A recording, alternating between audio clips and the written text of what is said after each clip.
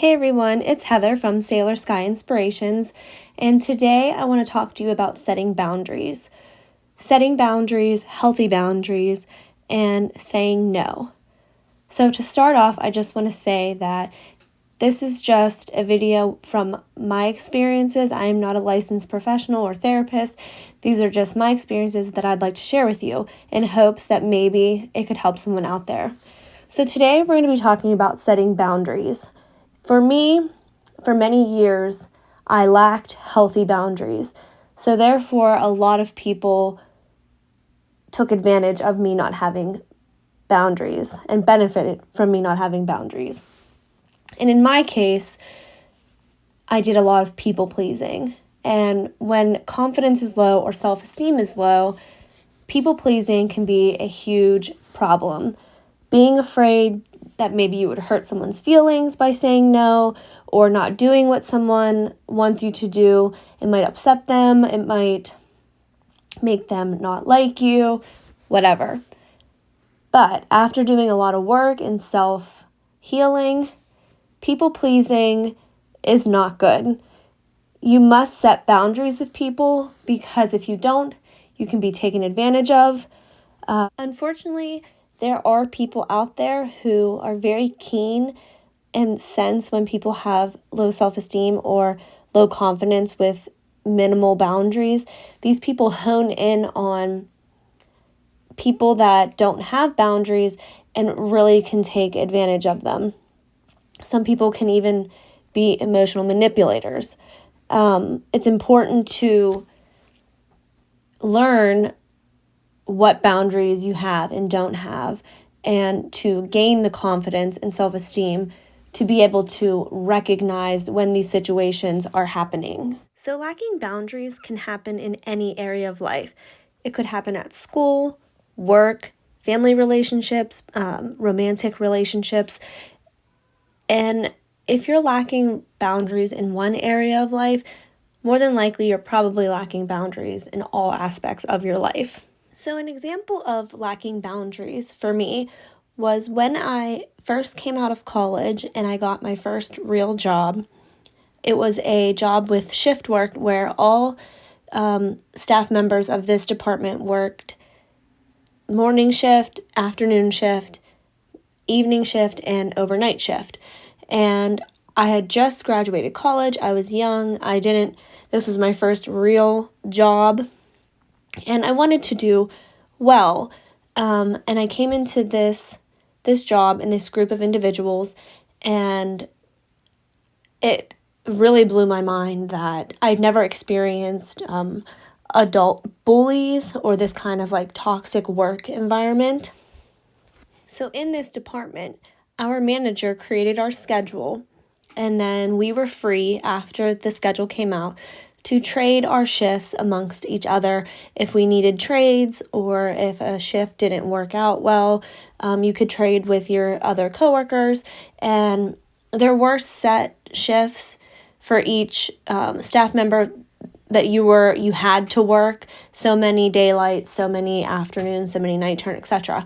And once that schedule came out, then it was free range to trade whatever. So people would, leave little notes. Hey, can you work this for me? Can you trade this with me? And of course you want to help people when they need trades, because people have families and emergency situations, things at home, things in their life that of course they need to trade their shifts. And that's fine. That was all, good to help someone out. If you could do that, you did. But the problem came in when people felt that they were entitled to a certain shift or certain, holiday or whatnot. And if lacking boundaries, which I didn't have good boundaries, I didn't know how to tell these people no, that doesn't work for me.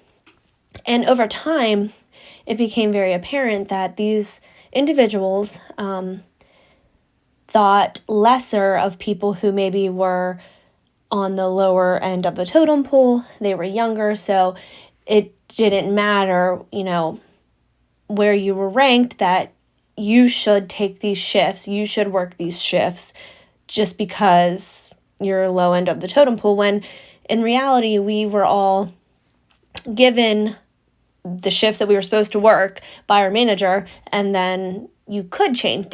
No one said you had to change with people, but then there was this undertone of, if you don't trade, well then the bullying would start. There would be snide undertones. There would be like gang bullying, where like people would gang up on one person, or they would tell other people, don't trade with this person because she didn't trade with me. And it was just very, very immature and very toxic. It was a very toxic situation, because where I worked, it was very important that teamwork, people worked as a team, because we were doing a job that required teamwork to help other people. It was in a hospital setting, so there were stressful times where we as a group had to come together to get a task done together. But if you're having, toxicity and bullying going on, and people ganging up on other people, it doesn't work. The work doesn't get done, and patients can suffer from that. That work environment really taught me that I had to have boundaries. I had to learn to stand up for myself and say no when it was needed. I didn't have to be rude. I didn't have to be mean. I just needed to be firm in my responses and be confident in the decisions and choices that I made. Because sometimes when you're setting boundaries with others, that can really trigger a negative response in some people. It can make them upset, even angry. And if that does happen, that is a sure sign that a boundary is needed. Lacking boundaries can take a physical toll on your body, can cause depression and physical ailments.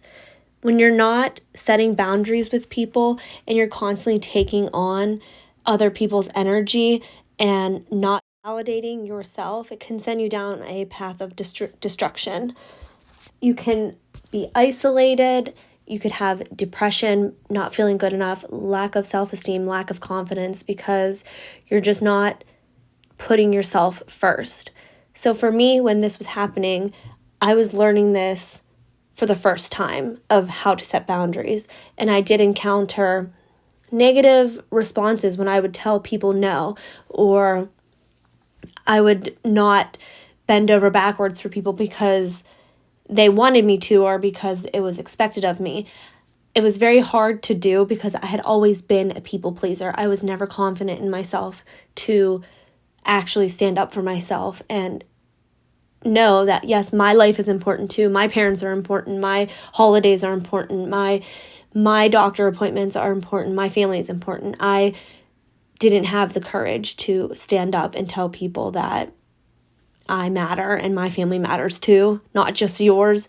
And I would never say that to someone in a mean way, but sometimes you have to be stern with people so they know that you're not to be messed with. You have boundaries. You will not be taken advantage of. You will not be manipulated, because once they know you can be manipulated, they will keep doing it. That's just one example of setting boundaries or dealing with people overstepping boundaries. We could go over many, many examples of that.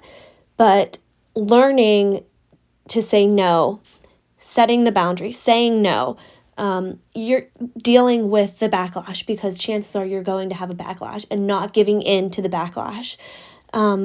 Continuing to reaffirm the boundaries and not break your boundaries for people, because then again, that makes people think you're weak if you break your boundary when you told them no, but oh yeah, I gave in and I did this for so-and-so.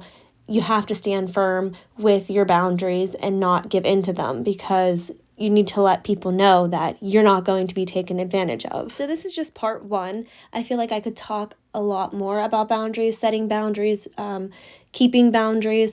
So if you like this video, please like and share, and we'll continue on. All right, everyone. I love you. Bye.